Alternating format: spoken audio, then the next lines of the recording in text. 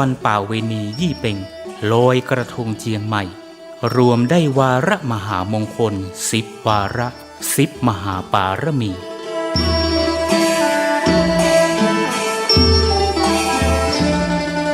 ปวงท่านมหาสถานาบุญผู้มีความสนใจเข้าร่วมพิธีทำวัดเย็นเจริญเมตตาภาวนาสั่งสมปารมีทั้ง10 ทัศอันมีทานปารมีเป็นต้นและมีอุเบกขาปารมีเป็นที่สุดนั้นขอน้อมเจริญพรร่วมพิธีได้ที่พระวิหารหลวงวัดพระสิงห์วรมหาวิหารตำบลพระสิงห์อำเภอเมืองจังหวัดเชียงใหม่ขอความนอบน้อมจงมีแด่พระรัตนตรัยเจ้า3 ประการพระรัตนตรัยองค์ที่1คือพระพุทธเจ้าพระรัตนตรัยองค์ที่2คือพระธรรมเจ้าพระรัตนตรัยองค์ที่3คือพระอริยสังฆเจ้าข้าพระพุทธเจ้าขอเคารพนบนอบกราบไหว้แทบไตรไวสาคุณพระรัตนตรัยเจ้าถึง3 ประการโดยความเคารพสักการะเป็นอย่างยิ่งขอถวายความเคารพพระมหาเถรานุเถระเจ้าคณะพระสังฆาธิการครูบาอาจารย์ ตลอดถึงพระภิกษุหนุ่มสามเณรน้อยจุตนจุองค์ขอเจริญพรศรัทธาญาติโยมนักศีลนักบุญทั้งหลายต่อจากนี้ไปอาตมาภาพพระครูปริยัติกิจจาภิวัตรสำนักวัดพระสิงห์อำเภอเมืองจังหวัดเชียงใหม่ก็จะได้น้อมนำเอาสาระธรรมคติธรรมชาดกธรรมในทางพระพุทธศาสนามามอบเป็นธรรมบรรณาการอาหารใจคือกับท่านสาธุชนทั้งหลายได้พินิจพิจารณาก่อนอื่นนั้นก็ขออนุโมทนาในกุศลเจตนาอันเป็นที่ฉลาดเป็นคุณงามความดีที่ต่างสถานีวิทยุคลื่นพระพุทธศาสนาแห่งนี้ภายใต้การนำของท่านผู้อำนวยการได้เมตตาคือนำเสียงเรียงนามของครูบาอาจารย์ได้ออกสู่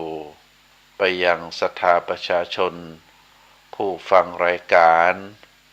ผู้ที่เป็นนักศีลนักบุญได้ฟังเนื้อหาสาระธรรม อันเป็นคติสำหรับนำไปดำเนินชีวิตและก็เป็นการสั่งสมบุญญาปารมีธรรมอันจะก่อให้เกิดความรู้ความเข้าใจในการประพฤติปฏิบัติ เป็นการสั่งสมคุณงามความดีทีละน้อยจากที่เราได้ฟังครูบาอาจารย์ท่านนั้นท่านนี้ก็จะได้สะสมไปเรื่อยๆเปรียบเหมือนกับน้ำที่หยดลงบนตุ่มแม้แต่จะหยดทีละน้อยเมื่อหยดถึงวันหยดบ่อยๆน้ำนั้นก็จะเต็มตุ่มฉันใดคนเฮา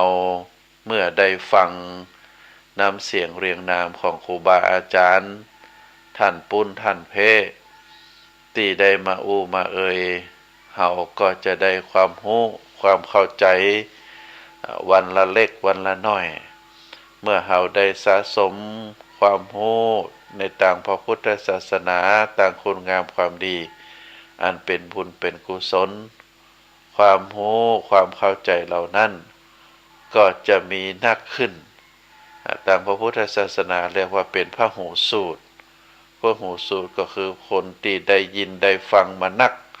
แล้วก็เป็นการได้ยินได้ฟังในทางที่ดีในทางที่เป็นบุญเป็นกุศลก็จะก่อให้เกิดสติปัญญาปารมีธรรม ก็แล้วน้อมนำมาประพฤติปฏิบัติอันจะก่อให้เกิดความสุข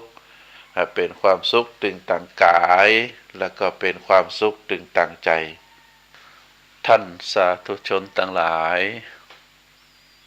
การประกอบคุณงามความดีประกอบบุญประกอบกุศลบอกว่าจะเป็นตั้งกายตั้งวาจาและก็ตั้งใจมีหลายสิ่งหลายประการที่เฮาทำแล้วเฮาอูแล้วเฮาได้คิดแล้วก็จะเป็น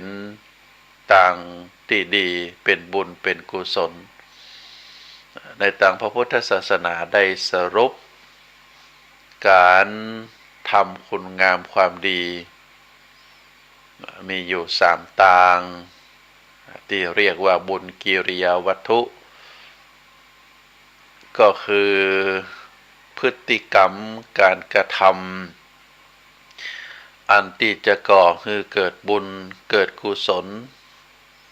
มีอยู่3 ต่างอันได้แก่ทานอันที่2ก็คือศีลอันที่3ก็คือภาวนาทานก็เป็นการอนุเคราะห์สงเคราะห์เป็นการให้เป็นการเสียสละเข้าสิ่งของเงินคำขออภัยสิ่งของเงินคำความรู้ความตั้งใจการให้อภัยอันนี้ถือว่าเป็นทานทั้งนั้นนะเข้าของเงินทองความรู้กำอูกำจาเจตนาการให้อภัยอันนี้เขาถือว่าเป็นทานคือการเสียสละการให้อันที่2ศีลก็คือการรักษากายวาจาการรักษากายวาจาให้อยู่แบบปกติโดยที่บ่ไปล่วงละเมิดความสุขความสงบของ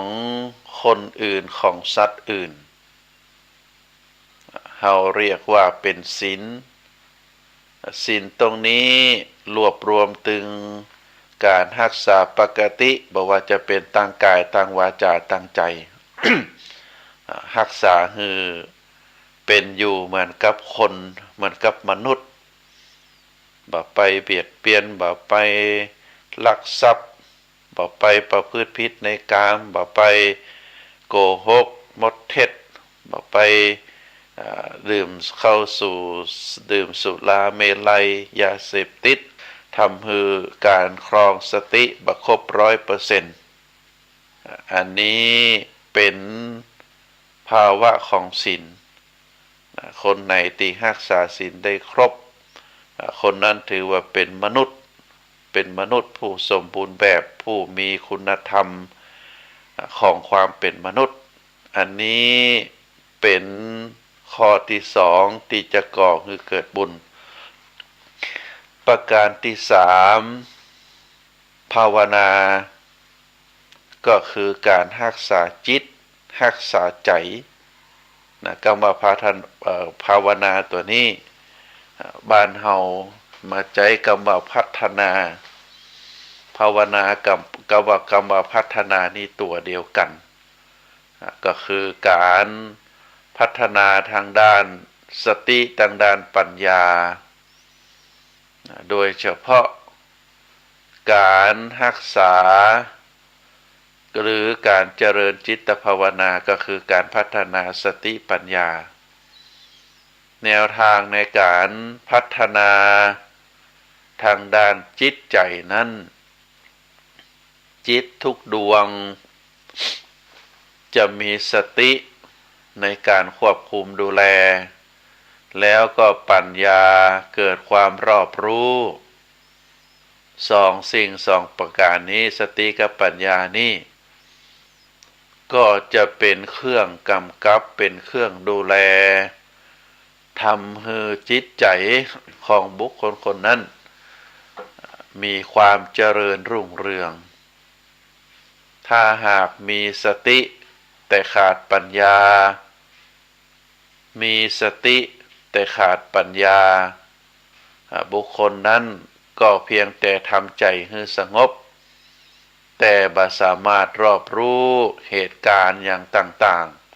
ๆก็บ่ได้ถ้ามีแต่ปัญญาขาดสติมีความรอบรู้มีความเข้าใจแต่ขาดสติการยับยั้งมี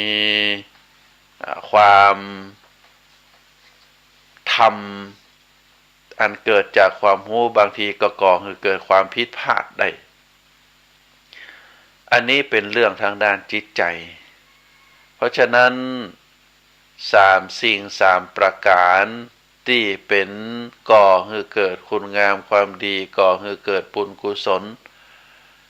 โดยสรุปก็มีประการตามที่กล่าวมา1เราจะต้องมีทานการให้วัตถุสิ่งของการช่วยเหลือเจือจานบุคคลที่ได้รับความทุกข์ยากการได้อุปถากอุปถัมภ์บำรุงสมณชีพราหมณ์การได้เสียภาษีให้กับรัฐบาลเพื่อที่จะใช้ภาษีนั้นมาพัฒนาบ้านเมืองกิจการของประเทศชาติให้มีความเจริญรุ่งเรืองแล้วก็เฮาได้ประพฤติตนให้อยู่กรอบในศีลหลังจากที่เฮาได้เป็นคนที่มีน้ำใจให้ทานช่วยเหลือเกื้อกูล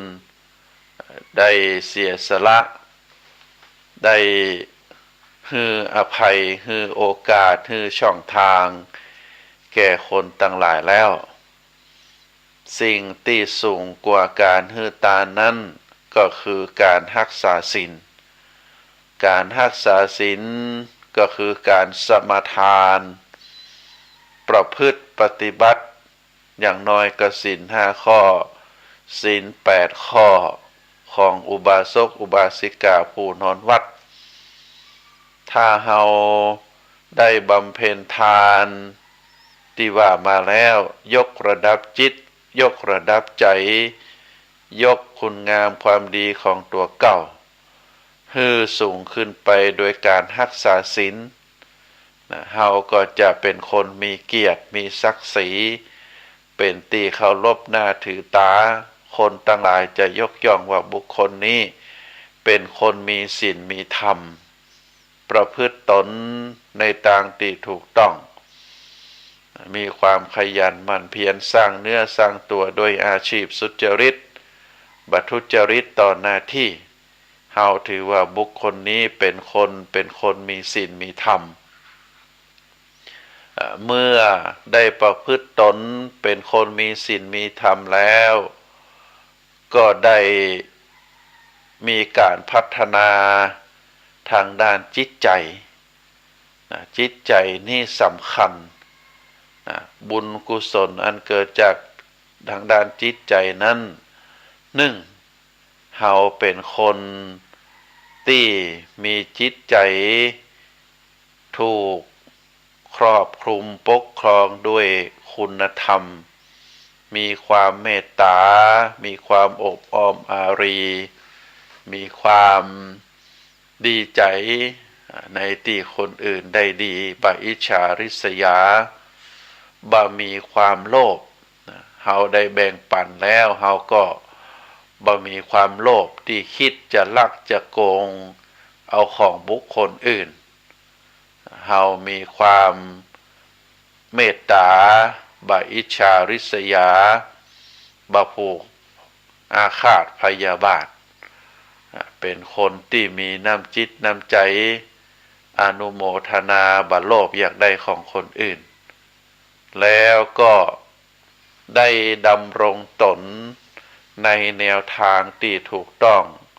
ตามศีลตามธรรมเราเรียกว่าเป็นคนมีความคิดมีเจตนาเป็นสัมมาทิฏฐิก็คือมีความหันถูกต้องตามธรรมตามกฎหมายตามประเพณีวัฒนธรรมบุคคลประเภทนี้เราถือว่าเป็นคนที่ได้พัฒนาตนเองตามหลักตามพระพุทธศาสนาก็คือมีการฮือตานรักษาศีลเจริญจิตภาวนา การพัฒนาทางด้านจิตใจเป็นเรื่องสำคัญโดยเฉพาะเรื่องสัมมาทิฏฐิก็คือมีความคิดหันที่ถูกต้องความคิดหันที่ถูกต้องก็คือถูกตามธรรมตามวินัยตามกฎหมายบ้านเมืองถือว่าเป็นความคิดที่บุคคลควรก่อให้เกิดในตัวเองบางทีถ้าเรามีพื้นฐานความคิดในต่างติพิษเราเรียกว่ามิจฉาทิฏฐิก็จะก่อให้เกิดความประพฤติทางกายทางวาจาความคิดทางใจก็จะบ่ถูกต้องตามศีลตามธรรมเป็นการประพฤติตามผิดกฎหมายอย่างเฮาหันคนทั้งหลายคนรุ่นใหม่รุ่นเก่าได้เป็นคนมีความคิดหันติพิษหลายคนคิดว่าพระพุทธศาสนาคือตุเจ้าอันนี้ก็บ่ถูกพระตุเจ้าที่เข้ามาบวชบางตนบางองค์ก็บ่สำรวมบางตนบางองค์ก็บ่ได้เข้ามาบวชโดยความศรัทธาเลื่อมใสในทางพระพุทธศาสนาพอเข้ามาบวชขอบวชเพื่อที่จะหลีกเคราะห์ของเพื่อที่จะลบโรคลบภัยรักษาเนื้อรักษาตัวบางทีก็ใหม่ๆก็เข้ามาดีประพฤติปฏิบัติดีพอได้บวชแล้วก็ทำให้เกิดประพฤติปฏิบัติในทางที่ผิดวินัยบางคนบางท่านเข้ามาบวชแล้วเจตนาบดีเป็นการปลอมบวชเป็นการรับจ้างจากศาสนาอื่นเฮาหันตัวอย่างนักแม้แต่ในจังหวัดเชียงใหม่เฮา วัดที่ดังๆที่มีข่าวพระที่เข้ามาบวชได้หลายพรรษามาใหม่ๆก็ประพฤติบัติกว่าจะได้บวชก็นุ่งขาวห่มขาวได้ทำเหมือนกับอุบาสกในทางพระพุทธศาสนาโดยความเลื่อมใสศรัทธาพอบวชแล้วในพรรษาหนึ่งพรรษาสองก็ประพฤติปฏิบัติในกิจวัตรโดยความเลื่อมใสศรัทธาแต่พอมาถึงในการเวลา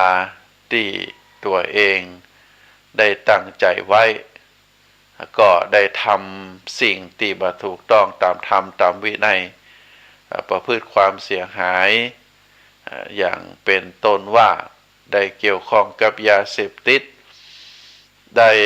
ประพฤติผิดในสุภาพสตรี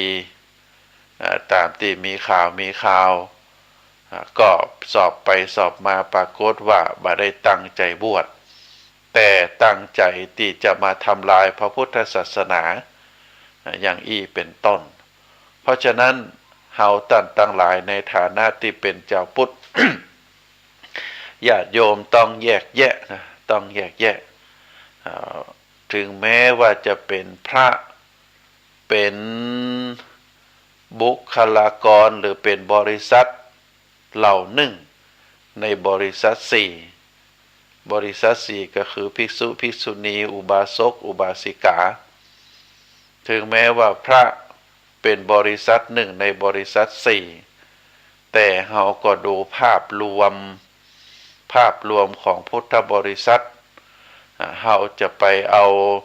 ตู้เจ้าตนใดตนหนึ่งเป็นเกณฑ์อย่างที่บอกมาบางคนก็ตั้งใจเข้ามาบวชเพื่อเสาะว่างหากินประพฤติวัดปฏิบัติโอ้อวดในคุณธรรมที่บ่มีตัวเก่าบ่มีในตัวเก่าเฮาเรียกว่าใน4ข้อ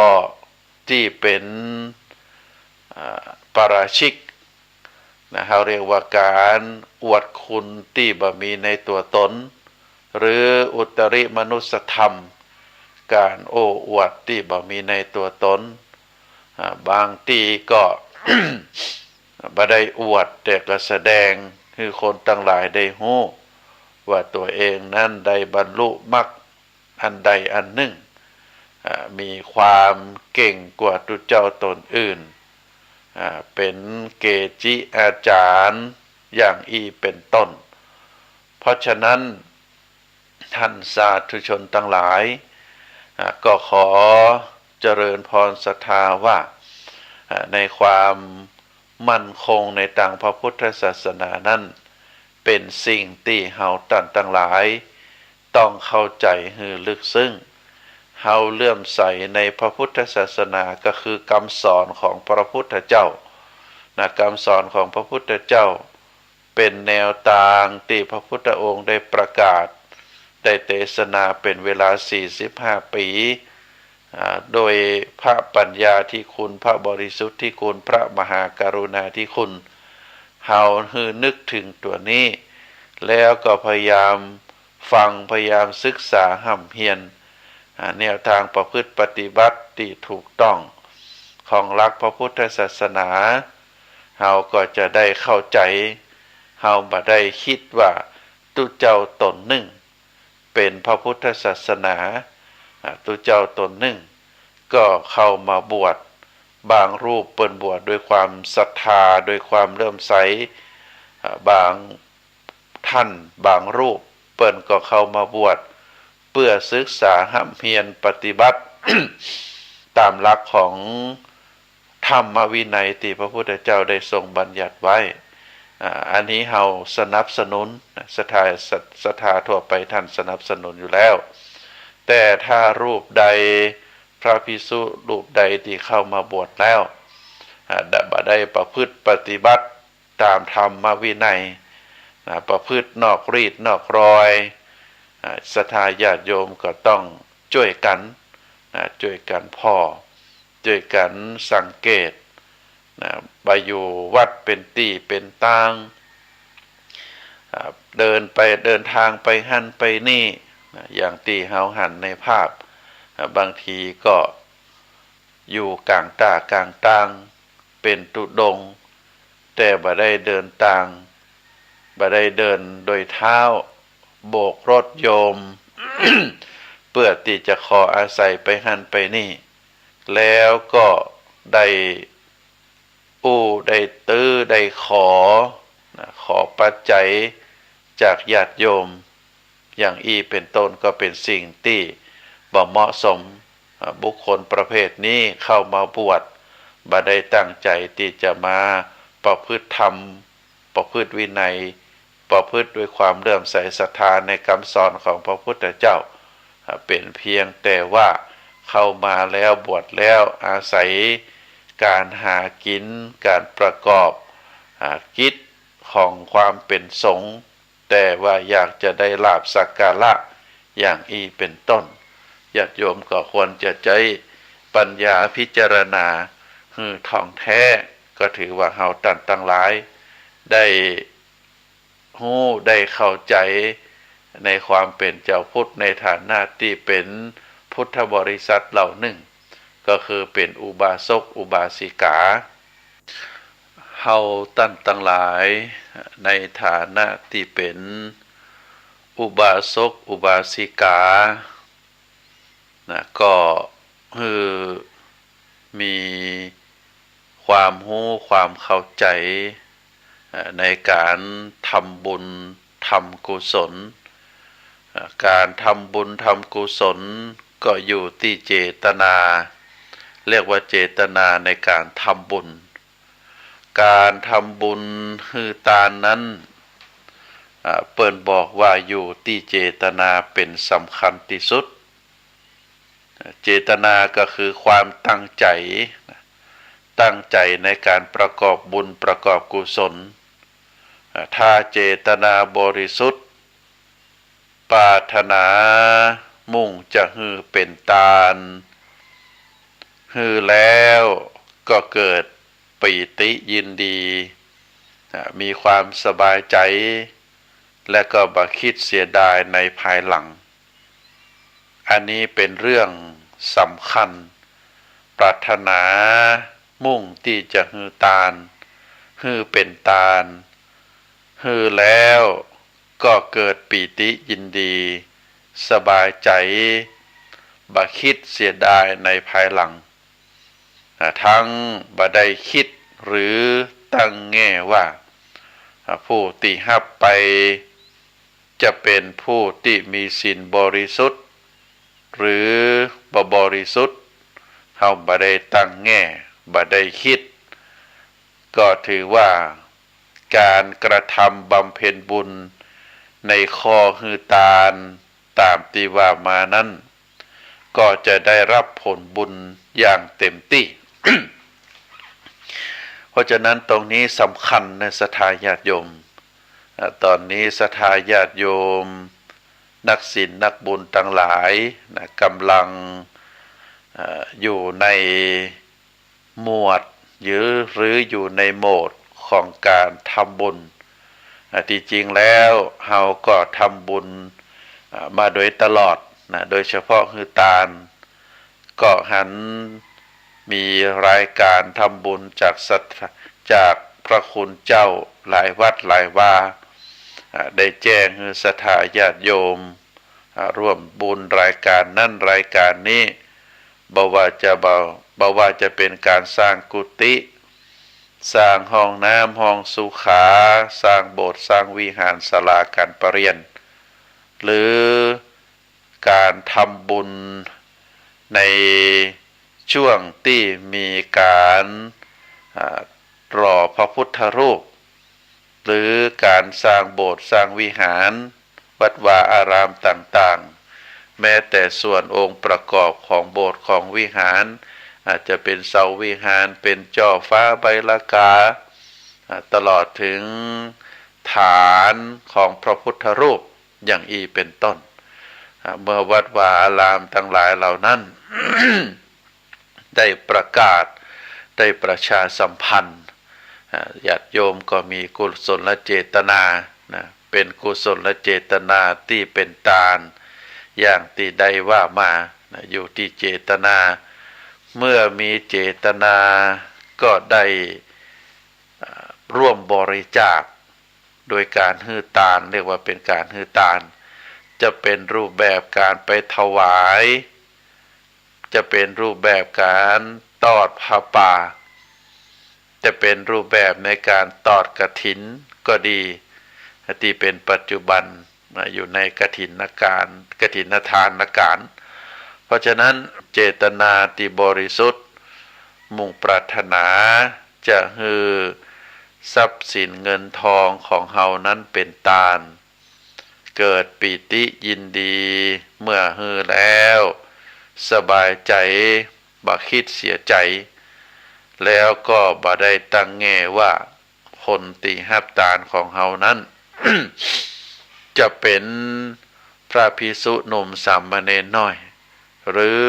จะเป็นพระมหาเถระจะใดก็แล้วแต่อันนี้เปิ้นบอกว่าย่อมจะได้บุญเต็มที่แต่หากว่ามีการตั้งแง่ว่าผู้ที่เป็นคนรับ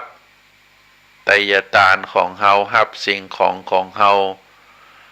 เป็นผู้ทรงศีลที่บริสุทธิ์ก็จะได้ผลบริบูรณ์นักขึ้นตามที่ว่ามาเฮาบ่ได้ตั้งแง่ผู้ที่จะรับไตรยทานของเฮาจะเป็นพระภิกษุหนุ่มสามเณรน้อย หรือเฮาได้มอบคือ ผู้ด้อยโอกาสให้ทุนการศึกษาแก่ลูกหลานเยาวชนหรือการที่เฮาได้เรียกว่าได้บริจาคช่วยคนต่างหลายก็ถือว่าได้บุญอย่างเต็มที่หรือถ้าหากว่าผู้ที่มารับทายทานรับสิ่งของผู้ที่เฮาได้ไปบริจาคตามนั้นเป็นผู้ที่มีศีลบริสุทธิ์เฮาก็จะได้รับผลบริบูรณ์นักขึ้นอันนี้ก็ถือว่าเป็นเจตนา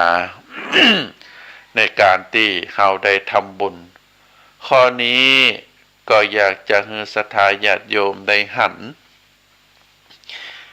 การทำทานของพระเวสสันดรที่เฮาได้ฟังพระสงฆ์องค์ข้าเจ้าสามเณรได้เทศน์มหาจารย์13 กันเป็นประวัติของพระเวสสันดรพระโพธิสัตว์ที่ได้เกิดมาบำเพ็ญตานะปารมีเฮาก็จะหันว่าบุคคลในสมัยนั้นในยุคนั้นได้มาหับทานที่พระเวสสันดร ได้บริจาคเข้าของเงินทองแม้แต่ลูกที่ได้บริจาคคือพราหมณ์ชูชกก็ถือว่าผู้ที่ได้มารับสิ่งของทานจากพระเวสสันดรนั้น ก็บัดใจเป็นพระสงฆ์หรือบัดใจเป็นพระอริยบุคคลแต่เป็นสามัญชนด้วยกันทั้งนั้น พระเวสสันดรก็ยังได้รับผลบุญเต็มที่เรียกว่าได้ปารมีตานะปารมีที่สมบูรณ์ที่บริบูรณ์อันเป็นเหตุให้ได้ตรัสรู้เป็นพระสัมมาสัมโพธิญาณในชาติต่อมาอันนี้เป็นตัวอย่างเฮาได้หันว่าการบริจาคทานนั้นเป็นเรื่องอยู่ที่เจตนาตามที่บอกก็คือเจตนาเป็นเรื่องสำคัญเป็นเจตนาบริสุทธิ์เป็นเจตนาที่มีความปรารถนามุ่งจะฮือเป็นทานแล้วก็ฮือแล้วก็เกิดปีติยินดีสบายใจดีใจแล้วก็บ่คิดว่าเกิดความเสียดายในภายหลังอันนี้ถือว่าเป็นเจตนาที่บริสุทธิ์ศรัทธาญาติโยมเพราะฉะนั้นการที่เฮาได้ฮือทานนั้นก็ถือว่าเป็นเรื่องที่เฮาได้ตั้งใจไว้มีเจตนา เมื่อจะฮือบุญทำทานหรือจะทำบุญฮือทานหากได้ตั้งเจตนาไว้บริสุทธิ์ตั้งจิตตั้งใจ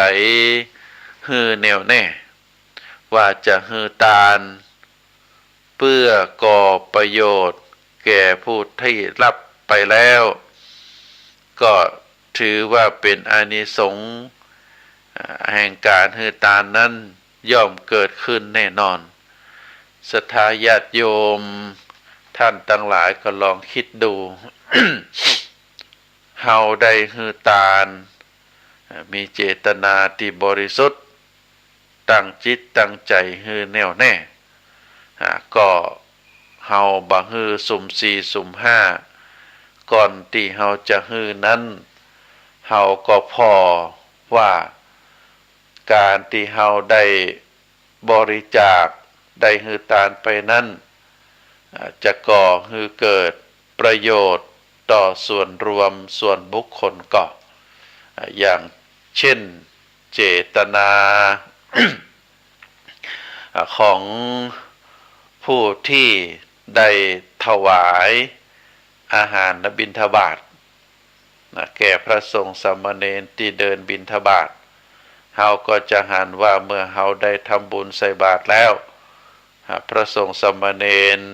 รูปนั้นเหล่านั้นท่านก็จะได้ฉันสิ่งของภัตตาหารข้าวหวานที่เราได้ทำบุญไปก็ถือว่าเป็นความตั้งใจที่เราได้ถวายทานแก่ท่านเพื่อที่ว่าท่านจะได้ฉันได้บริโภคแล้วภัตตาหารเหล่านั้นก็จะได้แปรสภาพเป็นเลือดเป็นเนื้อเป็นกำลังคือพระสงฆ์สามเณรเหล่านั้นดำรงชีพแล้วก็ประกอบศาสนกิจอันมีการทำวัดสวดมนต์เจริญจิตภาวนาสวดมนต์ไหว้พระแล้วก็สิ่งสำคัญก็คือได้ช่วยเผยแผ่ธรรมปฏิบัติธรรมแล้วก็ศึกษาห้ำเพียรได้ก่อให้เกิดประโยชน์ต่อพระพุทธศาสนาอันนี้คือเฮาได้มีความคิดเห็นเป็นจนี้เฮาจึงได้ถวายอาหารบิณฑบาตแล้วก็มีความสุขใจมีความสบายใจอันนี้ก็ถือว่าเป็นเจตนาที่บริสุทธิ์หรือที่เฮาได้ร่วมทำบุญบริจาคในงานกฐินวัดนั้นวัดนี้ตามเจตนาเฮาก็จะได้หันว่าทรัพย์ปัจจัยที่เฮาได้ถวายร่วมกับคนอื่นเป็นเก่าเป็นก้อนเป็นจำนวนนักวัดก็จะเอาปัจจัยเหล่านั้นไปบูรณะซ่อมแซมศาสนสถานเป็นโบสถ์เป็นวิหารเป็นเจดีย์ เป็นกำแพงเป็นศาลาการประเรียนเป็นห้องน้ำที่อยู่ภายในวัดเป็นศาสนสถานให้มีความแข็งแรงหรือบางทีเจตนาหรือนโยบายของวัดว่าอารามนั้นก็เอาไปปรับปรุงสถานที่อาจจะเป็นกำแพงอาจจะเป็นสิ่งแวดล้อมต้นไม้หรือปืนของวัดเพื่อที่จะให้วัดนั้นๆได้มีความร่มรื่นเป็นอารามที่มีความสะอาดสะอ้านเป็นสัดเป็นส่วนก็ถือว่าเป็นกุศลเจตนาของเฮาแล้วก็ความตั้งใจของวัดของเจ้าอาวาส ที่จะพัฒนาวัดวาอารามให้มีความเจริญรุ่งเรืองเฮาก็จะหันร่องรอยมาจนถึงปัจจุบันวัดหลายวัดในจังหวัดเชียงใหม่โดยเฉพาะเชียงใหม่ของเฮาก็จะหันว่าวัดวาอารามนั้นมีนักที่มีวัดนักก็เพราะว่าในสมัยก่อนพระพุทธศาสนามีความเจริญรุ่งเรืองคนเชียงใหม่เป็นคนใจบุญได้ทนุบำรุงพระพุทธศาสนาตระกูลบางตระกูลที่มีแก้วแหวนเงินทองทรัพย์สมบัติมีฐานะในการมียศมีศักดิ์ในสมัยนั้นก็ได้สร้างวัดประจำตระกูลไว้อย่างเช่นวัดหมื่นเงินกองวัดหมื่นล้านเปิ้นมีบรรดาศักดิ์เป็นหมื่นเปิ้นก็ได้สร้างวัดวาอารามทนุบำรุงวัดนั้นๆให้มีความเจริญรุ่งเรืองตราบจนถึงปัจจุบันลูกหลานคนเชียงใหม่ก็ได้สานต่อช่วยการทนุบำรุงออกมาในรูปแบบของการถวายทานเป็นผ้าป่าเป็นกฐินตลอดถึงได้บูปถากอุปถัมภ์เป็นเจ้าภาพที่มีกำลังศรัทธาก็ได้อุปถากอุปถัมภ์ได้เป็นเจ้าภาพสร้างแปลงหั่นสร้างแปลงนี่ก็ทำให้ในจังหวัดเชียงใหม่ก็มีความเจริญรุ่งเรืองอันนี้ถือว่าเป็นเจตนาที่ดีเนื้อศรัทธาญาติโยมการบริจาคทำทาน คือกับโรงพยาบาลก็ถือว่าเป็นบุญเป็นกุศลอย่างมหาศาล โรงพยาบาลหลายที่แล้วก็ผู้ที่มีกุศลเจตนาหลายท่านได้บริจาคทรัพย์สินเงินทองที่มรดกตกทอดมานึกถึงพ่อนึกถึงแม่หรือมีความตั้งใจที่จะสร้างเครื่องไม้เครื่องมือทางการแพทย์เอาไว้ช่วยเหลือคนในยามป่วยไข้บ่ว่าจะเป็นโรงพยาบาลในส่วนไหนก็แล้วแต่ก็ถือว่าเป็นสิ่งที่มีประโยชน์มีประโยชน์นะที่เฮาตั้งหลายควรจะพินิจพิจารณาได้สนับสนุนกิจการของโรงพยาบาลอย่างเช่นโรงพยาบาลมหาราชนครเชียงใหม่เป็นโรงพยาบาลที่รองรับผู้ที่มารักษาเป็นจำนวนนัก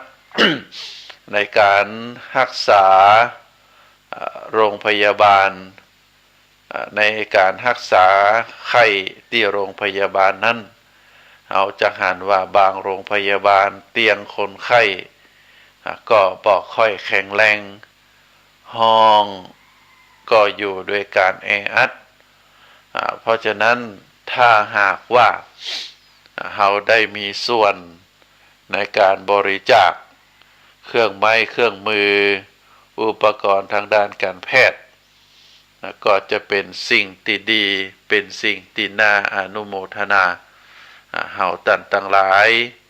เมื่อมีความตั้งใจที่จะประกอบบุญประกอบกุศลการได้ฮือตานเสียสละ แก่โรงพยาบาลก็ถือว่ามีส่วนที่น่าอนุโมทนาอย่างเช่นในช่วงนี้ที่โรงพยาบาลมหาราชนครเชียงใหม่เปิดมีการปรับปรุงเป็นตึกสุจินโนตึกสุจินโนเป็นฉายาของหลวงปู่แหวนได้มีการสร้างมาโดยเงินกองทุนของมูลนิธิของหลวงปู่แหวนสุจินโนพระมหาเถระที่คนทั้งหลายได้กราบไหว้เคารพบูชาก็ได้เอาปัจจัยเหล่านั้นลูกศิษย์ลูกหาถวายเหล่านั้นมาสร้างเป็นตึกเรียกว่าอาคารสุจินโนเมื่อได้สร้างห้างแปลงเสร็จเรียบร้อยแล้วก็ได้ใจประโยชน์อาตมาก็ได้ไปเยี่ยมคนไข้ที่ตึกสุจินโนเป็นเวลาหลายครั้งตั้งแต่สมัยหลวงพ่อหนู หลวงพ่อพระธรรมสิทธาจารย์อดีตเจ้าอาวาสที่ปรึกษาเจ้าคณะจังหวัดในสมัยนั้นหลวงพ่อในวัยชราภาพก็ได้ไปรักษาตัวอยู่ที่โรงพยาบาลมหาราชนครเชียงใหม่ก็ทำให้ได้หันความสะดวกสบายที่ต่างโรงพยาบาลได้อนุเคราะห์สงเคราะห์พระมหาเถระวัยชราได้รักษาตัวในเวลาป่วยเวลาไข้แล้วในการบัดนี้ตึกสุจินโนก็ได้ชำรุดทรุดโทรมภายใต้ของคณบดีคณะแพทยศาสตร์คนปัจจุบันในแพทย์บรรณกิจก็ได้มีการระดมทุนรับบริจาค จากคนต่างหลายผู้มีอันจะกินได้ซ่อมได้บูรณะตึกอาคารสุจินโนก็ทำให้การบูรณะซ่อมแซมก็เป็นไปอย่างต่อเนื่องก็ทำให้เกิดประโยชน์นะต่อคนที่เข้าไปรักษาอันนี้ก็ถือว่าเราได้ทำบุญส่วนในการช่วยเหลือคนไข้ก็พลานิสงส์แห่งการทำบุญทำทานโดยการบริจาคการซ่อมแซมโรงพยาบาลก็จะก่อผลทำให้เรานั้นมีสุขภาพแข็งแรงได้ มีความดีใจภาคภูมิใจอิ่มเอิบใจว่าเงินที่เฮาได้หามาโดยสุจริตได้เก็บรักษาไว้แบ่งสรรปันส่วนไว้ใช้จ่ายในปัจจุบัน เอาไว้รักษาตนเอาไว้ให้เป็นทุนการศึกษาแก่ลูกหลานแล้วก็ได้บริจาคทานให้เป็นประโยชน์ให้เป็นประโยชน์จะนะต่อคนทั้งหลายอันนี้ก็ถือว่าเป็นส่วนสำคัญที่ทำให้เฮาทั้งหลายได้มีความภาคภูมิใจในการไปช่วยเหลือบริจาคแก่โรงพยาบาลอันนี้ก็ถือว่าเป็นช่องทางหนึ่งที่เฮาสามารถจะกระทำได้เพราะฉะนั้นท่านสาธุชนทั้งหลายตามที่ได้กล่าวมาว่าการทำบุญทำทานเมื่อเฮาจะทำบุญฮือทานหากได้ตั้งเจตนาฮือบริสุทธิ์ตั้งจิตตั้งใจฮือแน่วแน่ว่าจะฮือทานเพื่อประโยชน์แก่ผู้รับที่ฮือไปแล้วนั้นอานิสงส์แห่งทานย่อมเกิดขึ้นแก่คนฮือแน่นอนส่วนคนรับจะเป็นไผอยู่ในระดับใดเฮาบ่สามารถที่จะทราบได้ถ้ามุ่งแต่จะฮือแก่ผู้ที่มีศีลบริสุทธิ์หรือฮือแก่ผู้กำจัดปัดเป่ากิเลสแล้วเท่านั้นก็อาจจะบ่ได้ทำบุญทำทานเลยในชีวิตนี้แต่ถ้ามีโอกาสได้ทำบุญทำทานแก่ผู้มีศีลแก่คนที่มีมนุษยธรรมมีคุณธรรมก็นับว่าเป็นลาภวิเศษแก่เฮาทั้งหลายเพราะฉะนั้นการทำบุญทำทานนั้น อยู่ที่เจตนาเป็นสำคัญถ้าเจตนาบริสุทธิ์ปรารถนามุ่งที่จะฮือเป็นทานฮือแล้วก็เกิดปีติยินดีมีความภาคภูมิใจมีความดีใจเกิดปีติมากล้นมีความสบายใจแล้วก็บ่คิดที่จะเสียดายในภายหลังทั้งก็บ่ได้คิดหรือตั้งแง่ว่าคนที่จะมารับทานของเฮานั่นจะเป็นคนที่มีศีลบริสุทธิ์หรือบ่มีศีลบริสุทธิ์ก็บ่ได้ตั้งแง่ตั้งงอนไว้บุคคลคนนั้นเมื่อมีเจตนาเต็มที่เป็นลักษณะแบบนี้แล้วก็ย่อมจะได้ผลบุญอย่างเต็มที่แต่ถ้าหากว่าเฮาได้มีโอกาสได้ทำบุญทำทานกับผู้ที่มีศีลบริสุทธิ์ผู้ที่มีคุณธรรมผู้ที่ได้ก่อประโยชน์ให้แก่ส่วนรวมอันนั้นก็ถือว่าเป็นบุญเป็นกุศลเป็นลาภแก่ผู้ที่ได้ฮือทานไว้อันนี้ก็ถือว่าเป็นเรื่องที่ได้ฝากให้ศรัทธาญาติโยมนักศีลนักบุญผู้ที่รับฟังรายการในวันนี้ได้พินิจพิจารณาถึงการฮือทานเพราะฉะนั้นก็ขออนุโมทนาบุญที่ท่านทั้งหลายได้ประพฤติปฏิบัติบ่ว่าจะเป็นบุญอันเกิดจากการฮือทานบุญอันเกิดจากรักษาศีลบุญอันเกิดจากการสวดมนต์ไหว้พระเจริญจิตภาวนาที่ท่านทั้งหลายได้กระทำบำเพ็ญมาโดยตลอดก็ขอบุญทั้งหลายเหล่านั้นได้รวมกันเป็นตบะเป็นเดชะเป็นพลวะปัจจัยอำนวยพรให้ท่านสาธุชนนักศีลนักบุญได้มีความสุขได้มีความเจริญนิราศขาดแคล้วจากทุกโศกโรคภัยพยันตรายทั้งหลายทั้งมวลจงเจริญโดยจตุรพิธพรชัย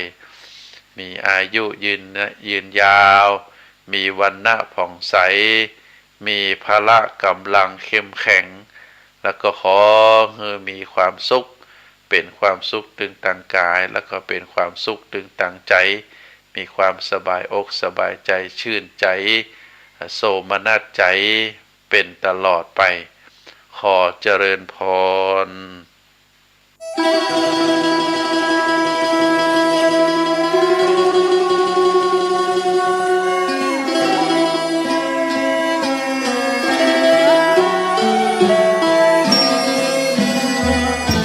เนื่องในมหามงคลวโรกาสแห่งเทศกาลเข้าพรรษาประจำปีพุทธศักราช 2565 อันเป็นปีมหาปีติยินดียิ่งของมหาชนชาวล้านนาและชาวไทย ผู้มีจิตเลื่อมใสเปี่ยมล้นด้วยพลวะศรัทธาในบวรพระพุทธศาสนาอีกทั้งเป็นปีที่เวียนรอบมาบรรจบครบ 144 ปีชาตกาลแห่งพระครูบาสลีวิจัยพระตนบุญตนยิ่งใหญ่ในเมตตาธรรมวัดพระสิงห์วรมหาวิหารตำบลพระสิงห์อำเภอเมืองจังหวัดเชียงใหม่ขอน้อมเจริญพรสาธุชนนักศีลนักบุญพุทธบริษัททุกท่านร่วมพิธีเจริญพระพุทธมนต์ทำวัดเย็นเจริญเมตตาภาวนาตามแนวสติปัฏฐานสี่สวดพระคาถาปารมี10 ทัศตามฮีทหอยแห่งพระครูบาสลีวิจัยและสดับรับฟังพระเทศนาธรรมโวหารจากองค์พระมหาเถระผู้แตกฉานในอัตถธรรมขององค์สมเด็จพระบรมศาสดาสัมมาสัมพุทธเจ้าในทุกๆวันอาทิตย์ตั้งแต่เวลา 17 นาฬิกาหรือ 5 โมงเย็นเป็นต้นไปโดยจะเริ่มงานพิธีมหามงคลนี้ในวันอาทิตย์ที่ 4 กันยายนพุทธศักราช 2565 เป็นวาระการครั้งที่ 1 ไปตราบกระทั่งถึงวันอาทิตย์ที่ 6 พฤศจิกายนพุทธศักราช 2565 ก่อนวันป่าเวณียี่เป็งลอยกระทงเจียงใหม่รวมได้วาระมหามงคล10 วาระ10 มหาปารมี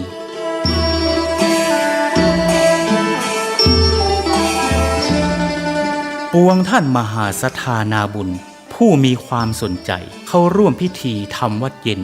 เจริญเมตตาภาวนาสั่งสมปารมีทั้ง10 ทัศอันมีทานปารมีเป็นต้นและมีอุเบกขาปารมีเป็นที่สุดนั้น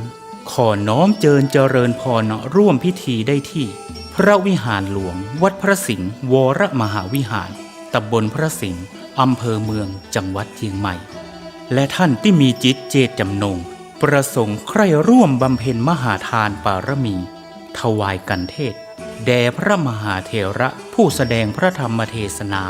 และถวายน้ำปานะแด่พระภิกษุสงฆ์สามเณรนั้นขอน้อม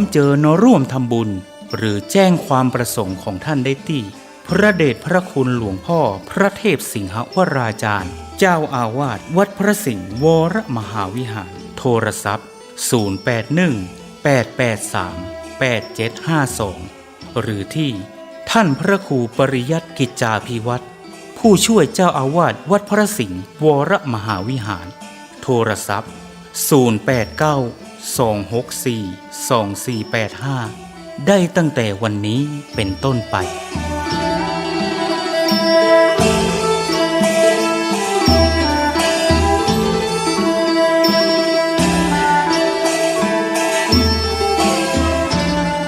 ขอมหาพลานิสงส์อันจะเกิดแต่เนื้อนาบุญอันบริสุทธิ์ของมหาศรัทธาทุกท่านอีกทั้งพระพุทธปารมีแห่งองค์หลวงพ่อพระศรีสันเพชรหรือหลวงพ่อโตที่สถิตสถาพรเป็นองค์พระประธานอยู่ณพระวิหารหลวงวัดพระสิงห์วรมหาวิหารอีกทั้งอานุภาวะแห่งองค์พระพุทธสิหิงค์พระสิงห์หลวงและอำนาจแห่งพระปารมีทั้ง10 ทัศของพระครูบาสลีวิจัยจุงเป็นพลวะปัจจัยอันยิ่งโยชน์นำมาซึ่งความรุ่งโรจน์แห่งดวงจิตพิสุทธิ์น้อมนำทุกท่านฮืออิ่มเอมเอิบอิ่มดำดิ่งสู่วิมุตติธรรมแห่งองค์พระสัมมาสัมพุทธะกอบด้วยทั้งสัพพสันลภางกายอันบริสุทธิ์บริบูรณ์ด้วยอายุการอันเป็นทิพย์มีวรรณพิสิทธิ์พันพุทธผ่องใสมีความสุขกายสบายใจด้วยทั้งพลานามัยพรั่งพร้อมสรรตราบรอดเถิงเติงตันยังอมตะมหาเนรพาน อันเป็นที่สุดเสี่ยงแห่งอาสวะกิเลสในวัฏสงสารต่อการภายหน้านั้นจงทุกท่านทุกคนแด่เตอสา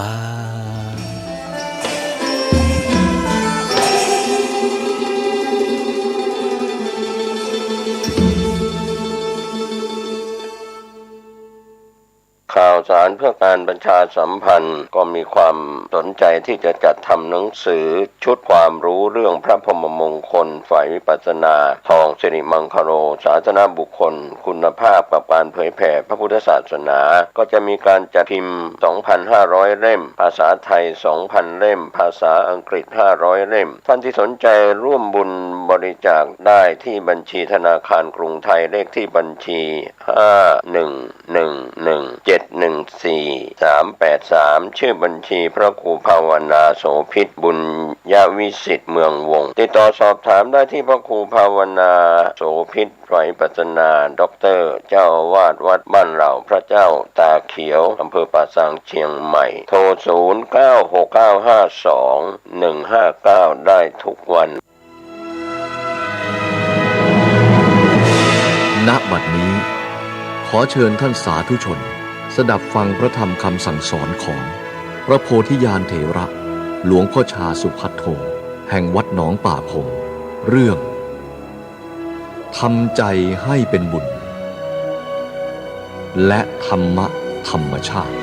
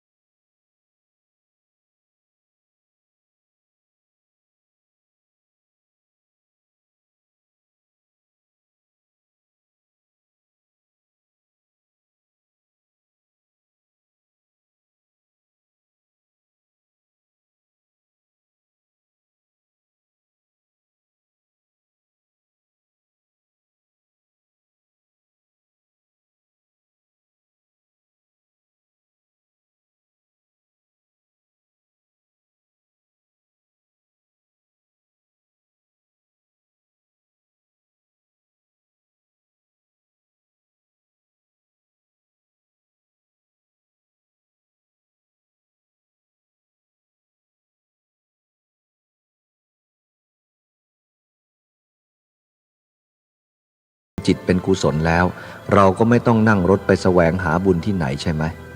นั่งอยู่ที่บ้านเราก็จับบุญเอาก็เรารู้จักแล้วไปแสวงบุญกันทั่วประเทศแต่ไม่ละบาปกลับไปบ้านก็กลับไปเปล่าๆไปทำหน้าบูดหน้าเบี้ยวอย่างเก่าอยู่นั่นแหละไปล้างจานหน้าบูดอยู่นั่นแหละ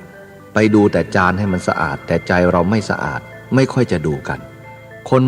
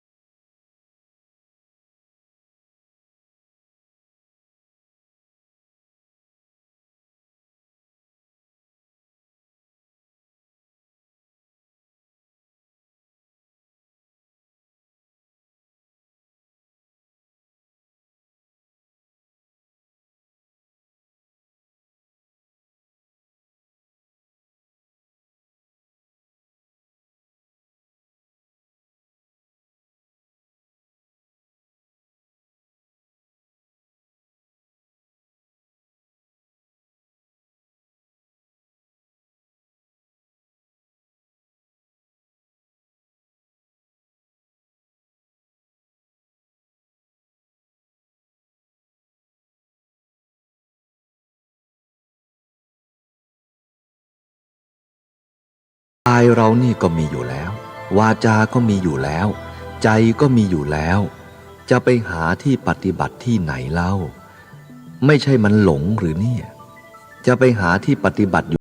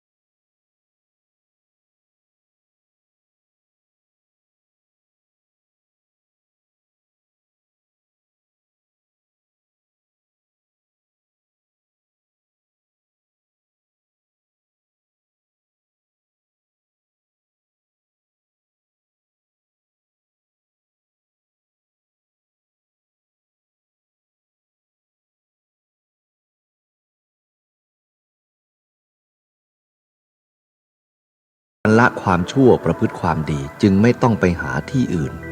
ถ้าใจมันไม่ดีขึ้นมาแล้วอย่าไปมองคนโน้นหรือไปด่าคนโน้นว่าคนนี้ให้ดูใจของเราว่าใครเป็นผู้พูดอะไร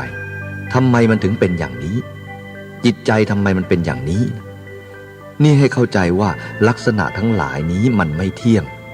ความรักมันก็ไม่เที่ยงความเกลียดมันก็ไม่เที่ยง